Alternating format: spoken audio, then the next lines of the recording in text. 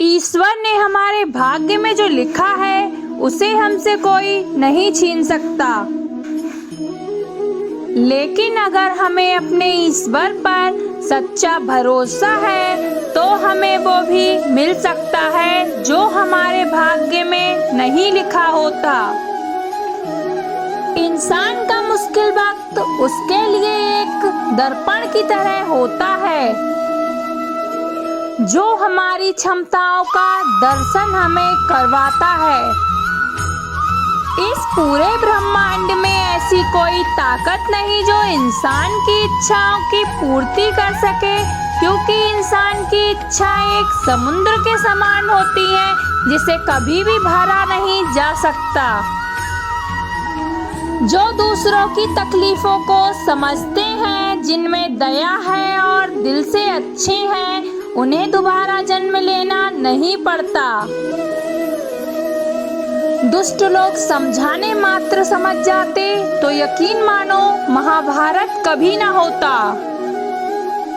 अगर आप जीवन में असफल होते हैं तो आपको दोबारा प्रयास करने में कभी नहीं घबराना चाहिए, क्योंकि जब आप दोबारा प्रयास करते हैं तो आपकी शुरुआत सुनने से नहीं बल्कि आपके अनुभव से होती है। जिंदगी में सदैव अवसरों का आनंद लेना चाहिए, लेकिन किसी के भरोसे को तोड़कर नहीं।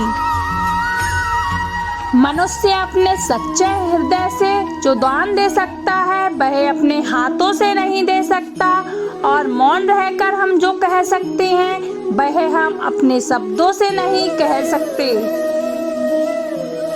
अंतकाल में जो मनुष्य मेरा स्मरण करते हुए देह त्याग करता है वह मेरी शरण में आता है। इसलिए मनुष्य को चाहिए कि अंतकाल में मेरा चिंतन करे। जिस व्यक्ति के पास संतुष्टि नहीं है उसे कितना भी मिल जाए वह असंतुष्ट ही रहेगा। श्री कृष्ण जी कहते हैं, जिस व्यक्ति को आपकी कद्र नहीं उसके साथ खड़े रहने से अच्छा है आप अकेले ही रहें। मनुष्य का जीवन केवल उसके कर्मों पर चलता है। जैसा कर्म होता है वैसा उसका जीवन होता है। प्यार और तकदीर कभी साथ नहीं चलते, क्योंकि जो तकदीर में होते हैं उनसे कभी प्यार नहीं होता, और जिससे हमें प्यार हो जाता है वह तकदीर में नहीं होता।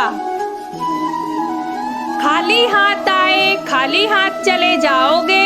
आज तुम्हारा है कल किसी और का था, परसों किसी और का होगा।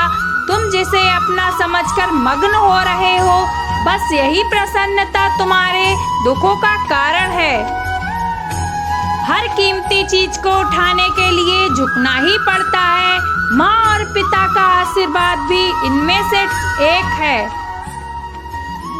फल की अभिलाषा छोड़कर कर्म करने वाले पुरुष ही अपने जीवन को सफल बनाता है। स्वार्थ से रिश्ते बनाने की कितनी भी कोशिश करें वो कभी नहीं बनते, और प्रेम से बने रिश्ते को कितने भी तोड़ने की कोशिश करें वो कभी नहीं टूटते। जीवन में समय चाहे कैसा भी हो, परिवार के साथ रहो। सुख हो तो बढ़ जाता है और दुख हो तो बट जाता है। जब आप प्रभु के साथ जुड़ जाओगे तो आपकी परीक्षा आरंभ हो जाएगी। कुछ लोग इसे दुख समझते हैं तो कुछ लोग प्रभु की कृपा।